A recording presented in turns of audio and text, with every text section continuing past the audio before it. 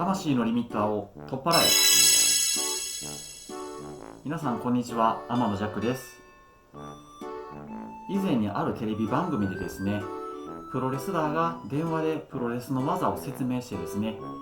電話の向こう側の人が完璧に技をかけられるかを試す企画がありましたが、まさにこの霊界通信ってそんな感じなところもあるように思います。読んでてはってなったりですね、今なんつったみたいな、ところもあって何度も読み返してしまうことだらけで、正直どこまで自分が理解できているのかっていうのが不安になるところもあります。でも、難解だからやりがいを感じます。これがもしですね、誰でも想像つくような死後世界の通信だったら、嘘くさとかね、感じてたと思いますけれども、だからといって何回だから真実なのかと聞かれれば知らんっていう風に、言うしかないです。何せ、僕らはですね、あの世の記憶を消されて、この世に生まれてきてるからしゃあないですよね。はい、ではですね、死後世界の解説の第2弾となります。皆さんも、覚悟はよろしいでしょうか。今回解説する内容は意識についてです。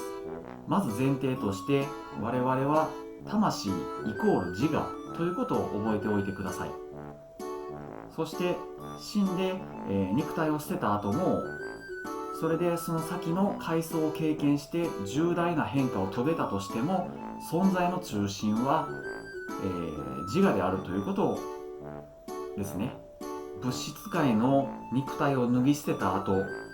死者の体は極めて精妙で希薄なものだと表現されています。あの世の体をね、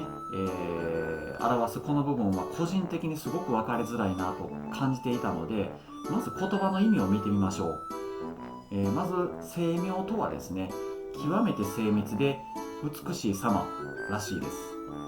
そして希薄とは色や密度や濃度が薄いことだそうです。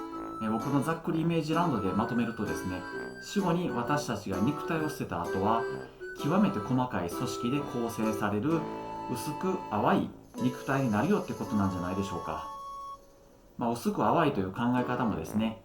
密度や濃度の問題だけでなくって光を透過するような半透明なイメージの体なのかもしれません。あくまで僕のざっくりしたイメージランドからの解釈なので、細かくは、皆さんの Don't think, feel ってことでお願いします。それはいいとしてですね、その体にも各種の伝達機能があり、それが生命を与えているということらしいです。死後の世界に生命っておかしな感じがするんですけれども、マイヤースは通信の初めの方でですね、このように語っています。これから述べることは私自身が他界で見聞きしたことを言語で表現したものである。こちらの世界へ来て真実の生に目覚めると、そこで展開する生活の模様は千変万化であることを知る。今私はあえて真実の生に目覚めると表現した。それはこちらの世界から見ると土くれでできた体に宿っている人間は死んでいるものと同様に思える。幽霊と言われる我々の方が生き生きとしていて、生きていると思っている人間の方が魂があるのかと疑いたくなるほどであると言っています。初めの方でかなり重大なことをさらっと語っているんですけれども、死後世界は行く人によってそれぞれ全く別物になるということを言っています。ここめちゃめちゃ重要だと思うんですけどね、こう学校の先生だったらもうここテストに出るよみたいな感じでね、言われる情報ぐらいな重要なことだと思います。昔よく耳にしていた、閻魔大王が天国とか地獄とかを振り分けられるっていうのはですね、だいぶ真実味が薄れてきたのではないかと、思います。だって死んでる人が言ってんだもんみたいな感じですよね。でももしかしたら大昔に霊界通信を送ってきた人の中に閻魔大王みたいな存在の人を見てですね、その人が通信を送ってそれを受信した人が、人々に語り継いでいったからこういうことになっているのかもしれないので、嘘やとは言えないですよね。信じるか信じないかは好きにしてください。あと、真実の生を得た人から見れば、我々の方がむしろ死んでいるかのように思えるって結構面白くないです？光が反射される波長の違いで色や形を現実だと思っていたり、人が考え出す思想や科学技術で説明されるこちらの世界の方が、向こうの世界から見たらうさんくさいんでしょうね。ここってマイアスの笑いどころじゃないかなと思ってですね、死人ジョークみたいな感じで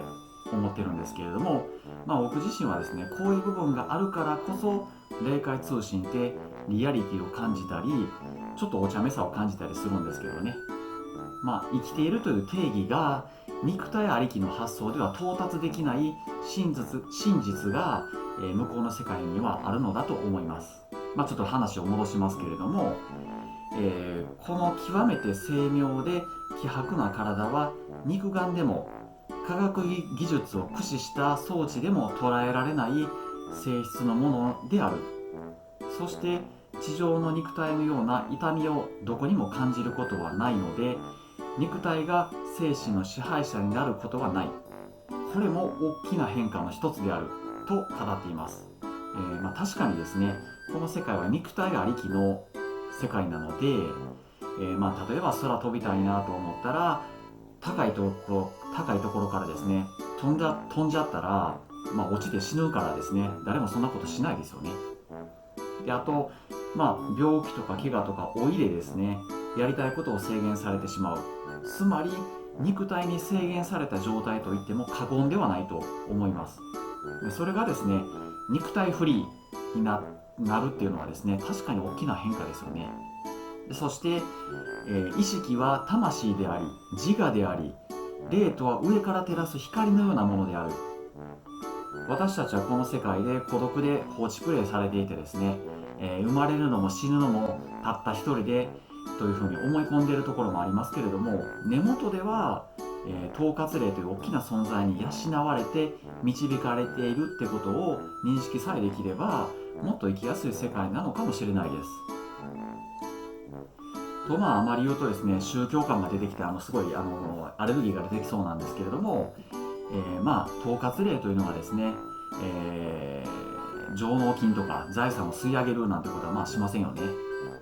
だってお金はこの世界の人間が作り出したこの世界でしか通用しないルールだからです。この世界の価値観はですね、守護世界では無価値になるそうです。はい、今回の動画は非常に長くなってしまったので途中ですが一旦ここで終了させていただきます。次回の動画はですね、この続きをやっていこうと思います。この世界で染みついてしまった、欲望や価値観などが、守護世界ではとても邪魔になるというような内容になると思います。守護世界の解説第2弾はいかがだったでしょうか。何か気づきにつながるような、部分があったでしょうか。見ていただいた方の魂のリミッターを取っ払うきっかけになればとても嬉しいです。